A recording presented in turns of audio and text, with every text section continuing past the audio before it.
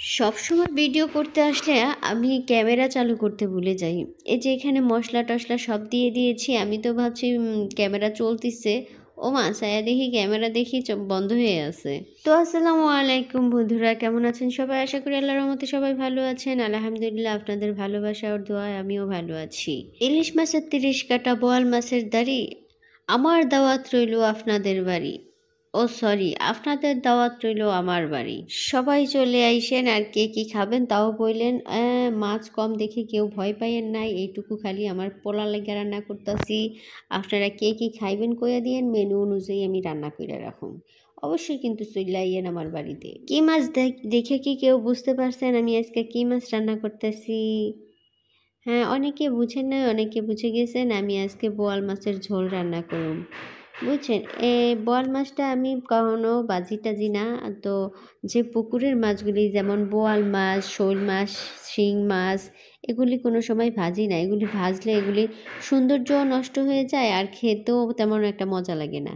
তাই আমি এগুলিকে ডাইরেক্ট মশলা দিয়ে একদম একটুখানি জল দিয়ে কষা বসিয়ে দিব। ভালো করে কষা করে এর মধ্যে, আর আমার যেহেতু এটা আমি ছেলের জন্য রান্না করতেছি, একটা আলু না দিলে তো চলে না। আপনারা তো ভালো করে জানেন আমার ছেলে আলু না হলে চলে না।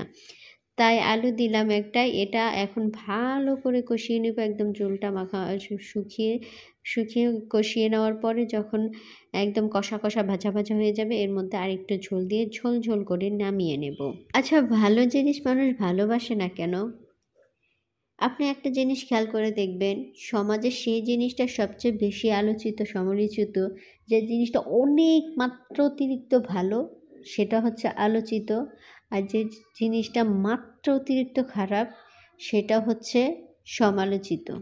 কিন্তু মধ্যবিত্ত যারা আছে, মধ্য পজিশনে যারা আছে, আমরা তাদের দিকে ফিরেও তাকাই না। এটা কি ঠিক? একদমই ঠিক না।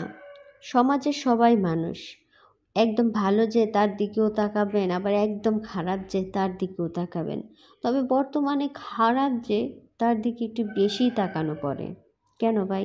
মধ্যবিত্তরা কী দোষ করেছে? মধ্যবিত্তদের দিকেও একটু তাকান, তারা কেমন আছে, তারা কি করছে, তারা খেয়ে আছে না না খেয়ে আছে, ভালো আছে না খারাপ আছে, এই খোঁজ খবরটা তাদের কাছ থেকেও নেন।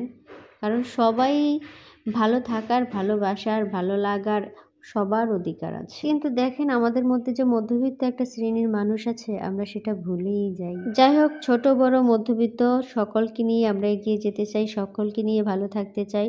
অবশ্যই সবাই একটু সাপোর্ট করবেন, ভালোবাসা দিবেন, আর সবাই পাশে থাকবেন। আর আমার রান্নাটা কেমন হয়েছে দেখে একটু বলবেন। যদি চান তো একটু খেয়ে দেখতে পারেন। সবাই ভালো থাকবেন। আল্লাহ।